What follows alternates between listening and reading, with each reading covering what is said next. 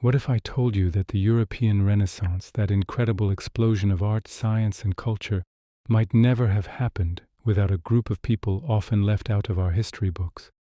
What if the very foundations of modern European education, from Paris to Oxford, were laid by scholars from North Africa?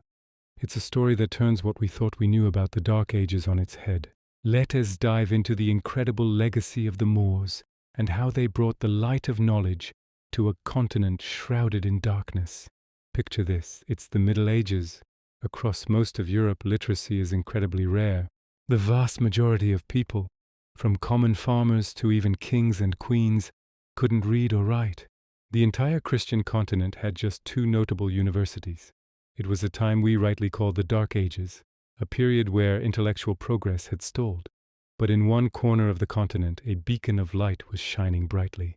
That corner was Moorish Spain, known as Al-Andalus. While the rest of Europe was struggling, the Moors had built a thriving, advanced civilization.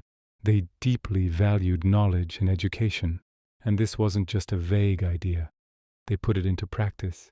In Spain alone, the Moors established 17 major universities. These centers of learning were scattered across vibrant cities like Granada, Seville, Córdoba, Toledo, and Malaga. They weren't just buildings.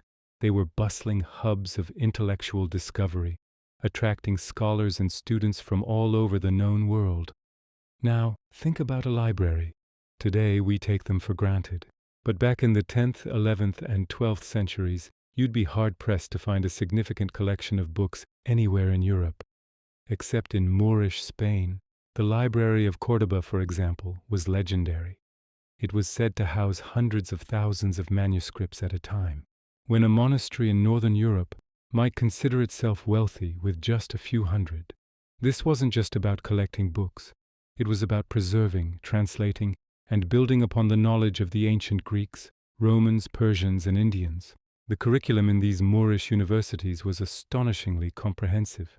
They weren't just studying theology, they were making groundbreaking advances in mathematics, introducing concepts like algebra and the number zero to Europe. They were mapping the stars with incredible precision, advancing astronomy. Their understanding of medicine was centuries ahead of the rest of the continent. They developed new surgical instruments and wrote medical encyclopedias that would be used as standard textbooks in Europe for hundreds of years.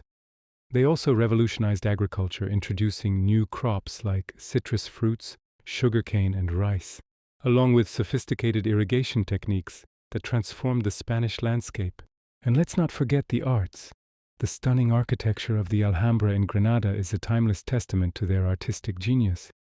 So how did this explosion of knowledge spread beyond the borders of Spain? It happened through a slow but steady process of cultural exchange.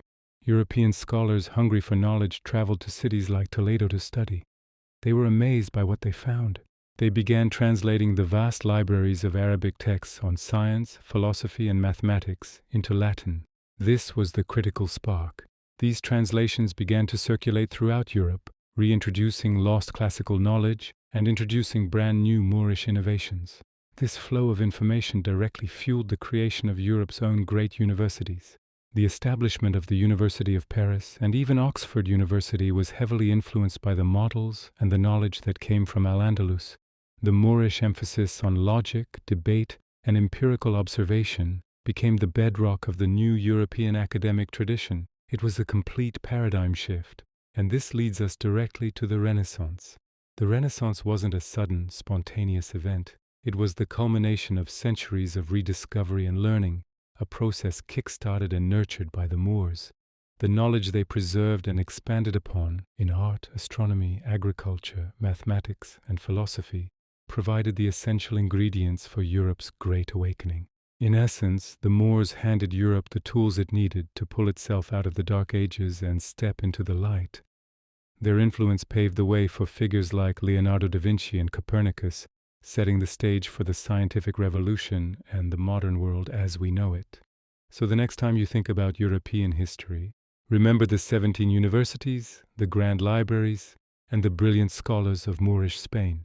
They are a crucial yet often forgotten part of history. Thanks for watching.